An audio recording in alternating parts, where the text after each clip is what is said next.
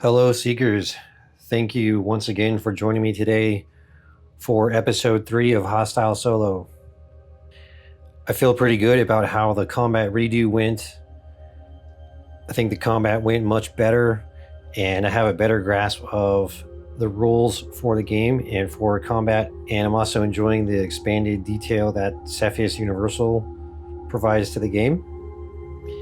And I think that I didn't make too many big mistakes last time. Certainly a few small ones. I think the biggest mistake that I had in the combat redo was the firing into melee, because I know that there was two failed attack rolls. There was a failed attack roll from DJ and also from Sarge when they were firing into melee combat. And what happens on the failed attack roll is that you need to roll a 1d6, and then on a 4+, you're actually going to cause friendly fire. So you would hit your teammate there, or whoever happened to be next to the intended target. So that does make firing into combat something that you need to be much more careful about than how I was playing it. So that's an important thing to remember there, and that's probably the biggest thing that I would learn from that combat. But I think overall everything went pretty well, and hopefully it's going to be good going forward with that.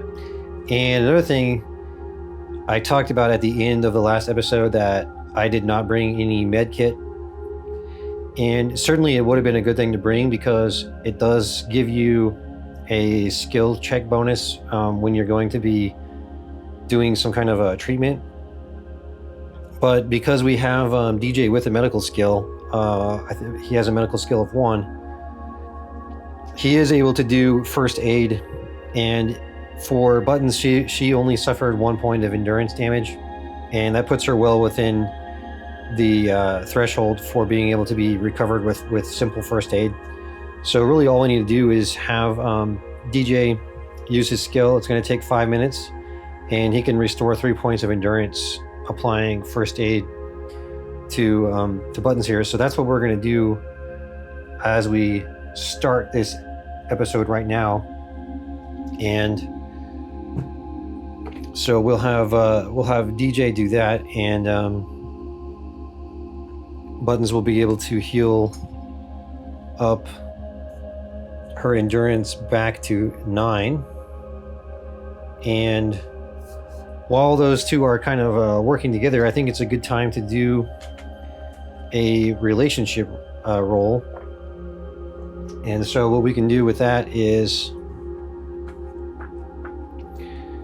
we can have a character interaction here. So these two characters are working together right now, so it's a good time to do a relationship roll.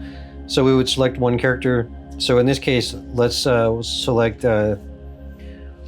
Buttons, and we can roll on the chart here, and if something seems like it applies to her relationship with DJ, we could apply that, or if it seems like it applies to someone else in the squad, we could apply it that way. So let's roll on the chart and see how it goes.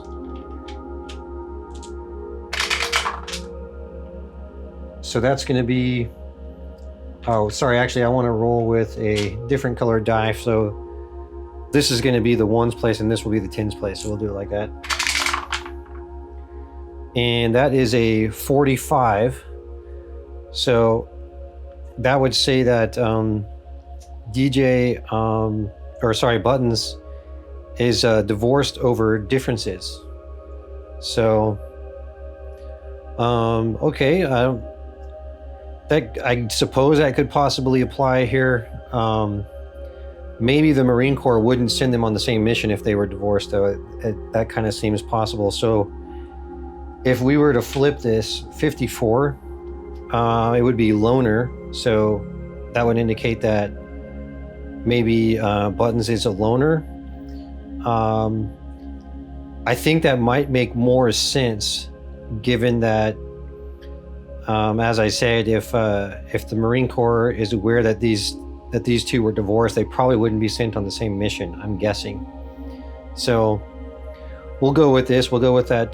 Buttons is a loner, so maybe no one in the squad really knows her that well, and she's not terribly easy to get to know due to her loner personality. So we will put that in here.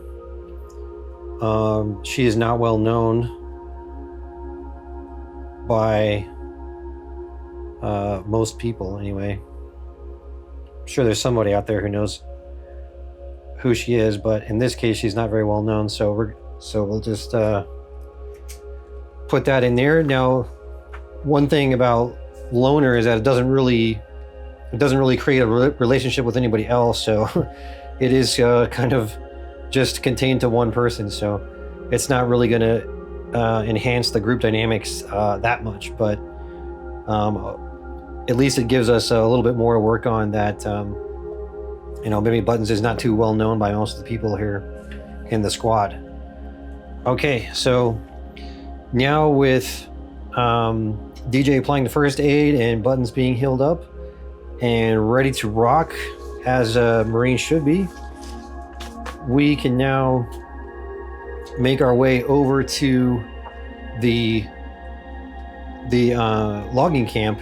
And what we're going to do for that is I am going to roll a d6 roll, a 1d6 and a 1d6 plus 2 roll, and every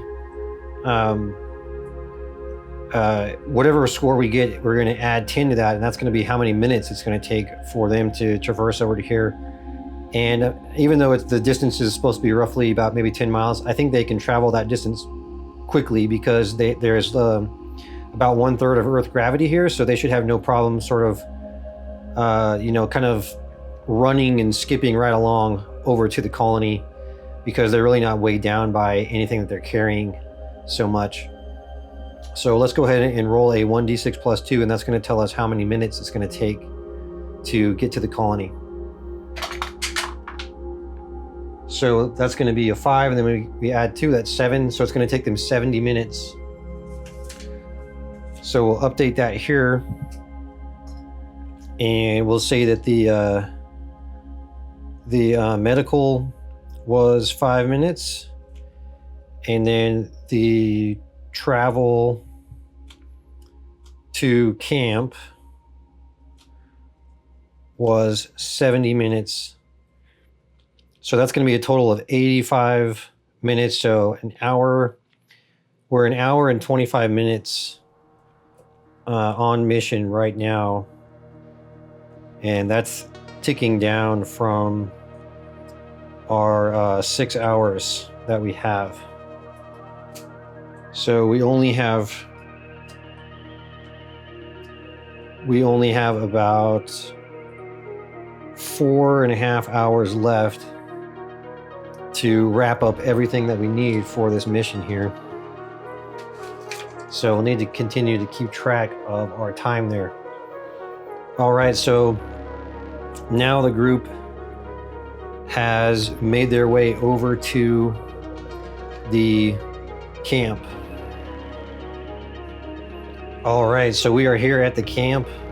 Everyone has arrived at the logging camp in one piece, and they're ready to investigate what has happened here. They can already see that there are some signs of damage on the sort of like the main colony pod here. And there are other buildings around, not represented on the map, but this is sort of the main pod area right here. And they're gonna look at everything that they can to try to determine what happened here. And I think one of the first things that the squad would want to look at would be to examine the security systems, any kind of camera systems or computer systems that they could look at. And this is also going to be something where Buttons would be, we would call upon her expertise here, because she has a computer skill of 1 and also an electronics skill of 1.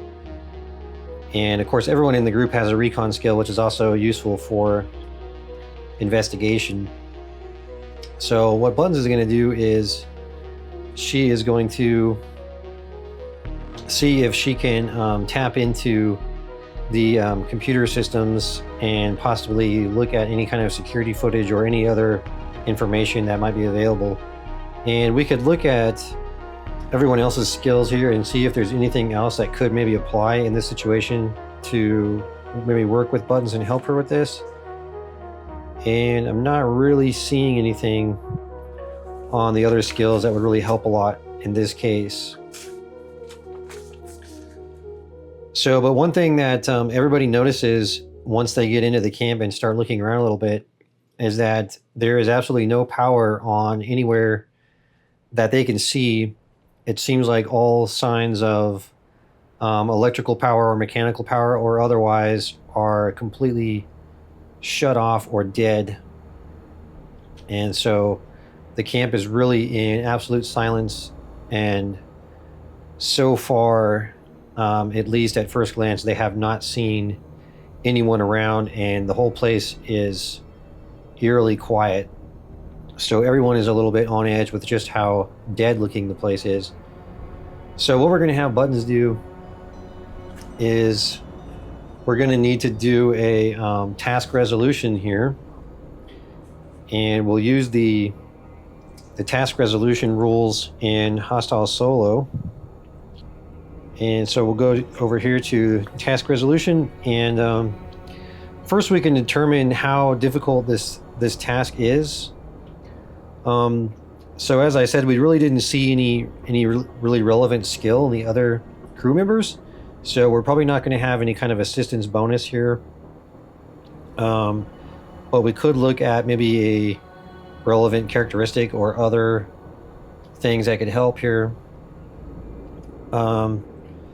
Probably the relevant characteristic for a electronics or a computer check is probably going to be something like intelligence or education, which Buttons is not particularly high on, at least not high enough to get any kind of a bonus like a above 8.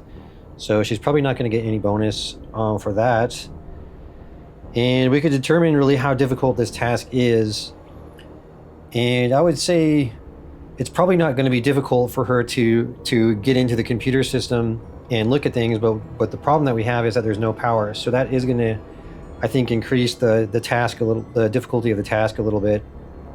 So I would probably go ahead and say that that's going to be, I would probably give it a -2, but because she has electronics, I think she can figure out a way maybe to, power something, maybe with something that she has herself, or, scrap together some different pieces of different electrical components and put them together. But if she didn't have any electronic skill, I think I would definitely give it a -2. So I think what we'll do is we'll just give it a -1 to the task resolution. So she's going to need to roll a skill. She's going to need to roll an 8+, and with computer and electronics, I guess we could possibly say that would be like a +2, and then we have the -1 for there being no power. So in this case, her final roll, we'll just say that it's a +1. That seems about the best to me. It'd be nice if she did have maybe higher skill for a relevant skill for this, which again I'm guessing would probably be intelligence. But anyway, let's roll. So she's going to get a +1 here, and that's going to be a 2d6 roll. So let's do 2d6, and she has only rolled a 3, which is going to be a 4, and unfortunately that is not going to work. And we're going to say that it's going to take, she spent a certain number of minutes to the 10th place here. So she spent 50 minutes doing that, and unfortunately it did not work. So that was quite a lot of time spent there trying to check that. And that's now going to put us at 2 hours and 15 minutes on the time here. So 50 minutes for the computer check, All right, so unfortunately the computer check did not succeed. So now what we can do is we can have the squad kind of walk around in the area and just check everything out using their recon skills. And this is a recon squad, so they should have some ability to investigate the area and figure out what is going on here. So I think what we can do is we could do a recon check here, just a general recon check to see if they can come up with any kind of evidence of anything. And I think I would do the recon check the same way that I did the recon check in the second combat. So I would give them a +2 to their recon. So we're going to have a target roll of 8+, and I would give them a +2. And this is just going to be a general recon check of the entire camp to see if they have found anything at all that might be useful. All right, and it looks like they have succeeded with a roll of what would effectively be a 12. So that's a very high level of success.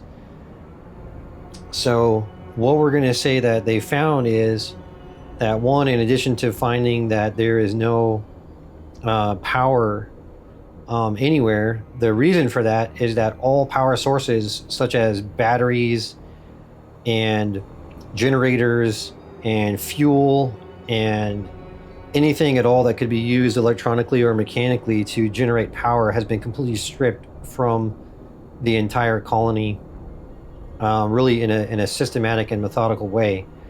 And so they're all wondering about that. And the other thing that they found is they have found some drag marks on the ground. There are some long drag marks. And even though they have not found any people, any loggers, anyone here, any of the crew, the work crew here, they are seeing these long drag marks on the ground.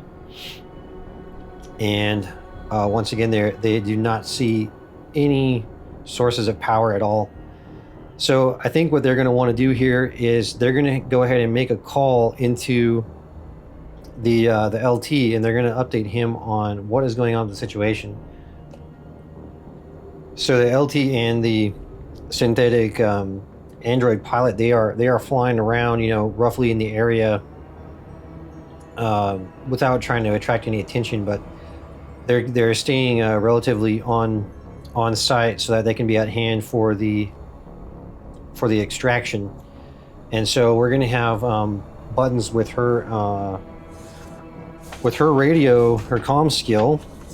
She's got a comm skill of 2, so she's going to call in and see if she can contact the LT and give him an update and maybe get some information about what's going on here. And once again, due to the fact that we had a very successful roll on their recon check of the camp, so we'll say that maybe if they are able to get a hold of the LT, maybe they will get a little bit more information than what they had.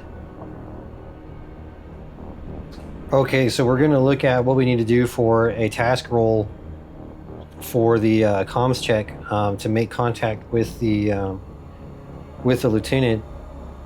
And so we're going to roll a 2d6, and then we're going to look at what dice modifiers we're going to apply. So with the comm skill, we're going to get a +2 with Button's comm skill there.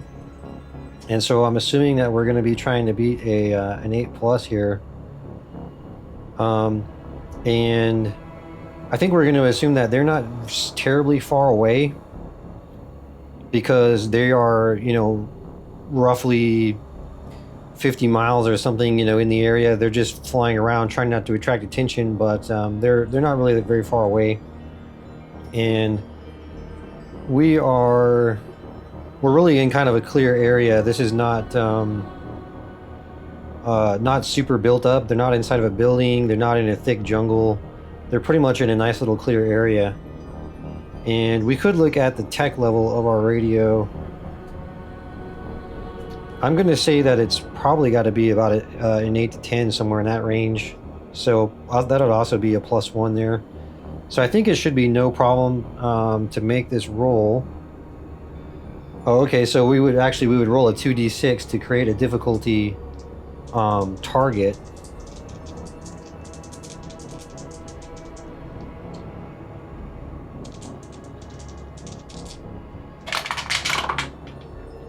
So the difficulty target is going to be a 10, and we're going to have a +1, 2, 3. We're going to have a +3 bonus to our roll here. So we want to get a 10 or higher, and that's going to be a 9, 10, 11, 12. All right, so we got a 12. So we will make successful radio contact with the LT. So Buttons has got the lieutenant on the radio, and she's letting him know the situation. She told him about that all the power is shut off, that they have not found, all sources of power are gone. They have not found any of the loggers. They have seen some drag marks, and they weren't able to hack into the computer systems and look at the security footage. And now they could actually make another attempt, but we really don't have enough time. We're already almost 2.5 hours into the mission, so they really don't have I think they probably don't have enough time to try again. But they're going to let the lieutenant know about that and see what he thinks. So once again, because the initial recon roll was pretty good, maybe the lieutenant is going to be a little bit more forthcoming with some information. And so I think the lieutenant's going to let them know that they need to be, he tells them basically to be on their guard, that he thinks there's more going on here than just simply some bugs or something of that nature. And he tells them that they need to be absolutely on their guard and cautious and ready to go. And but that's about all he says to them.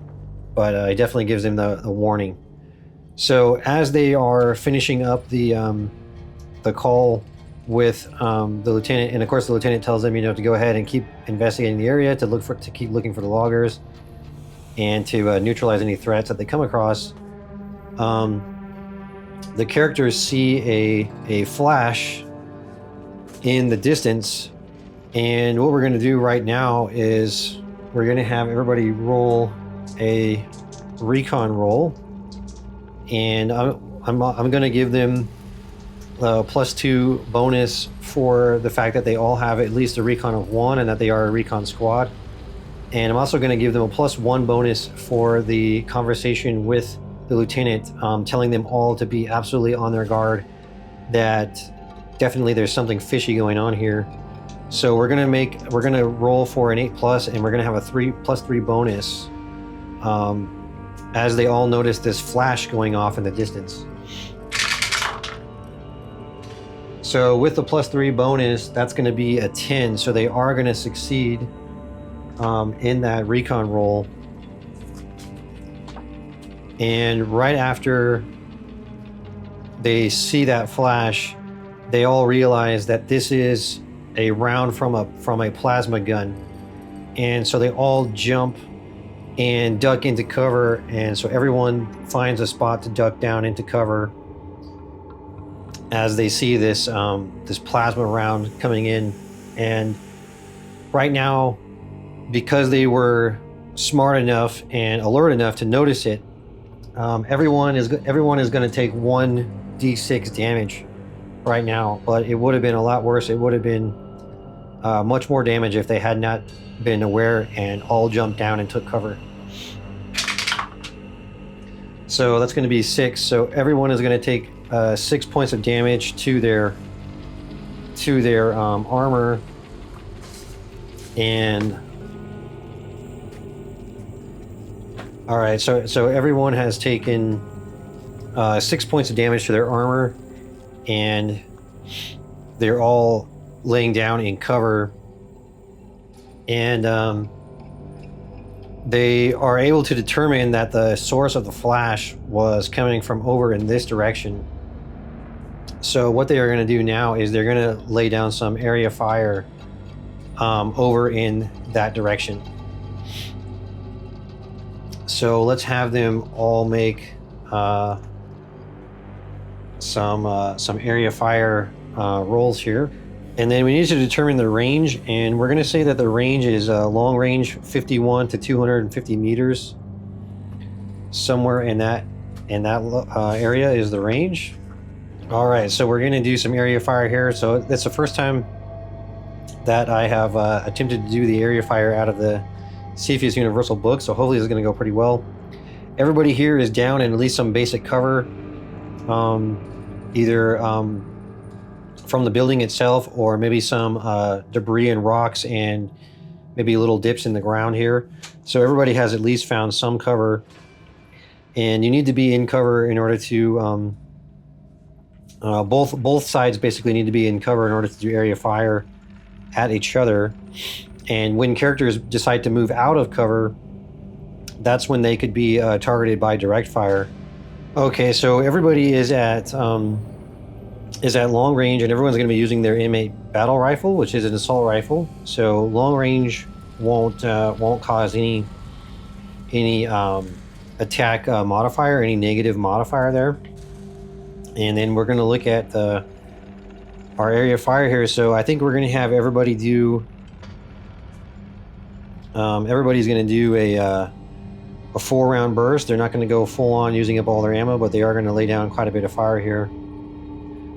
And I think what Moose is going to do is use his grenade, his grenade launcher. And because Moose has got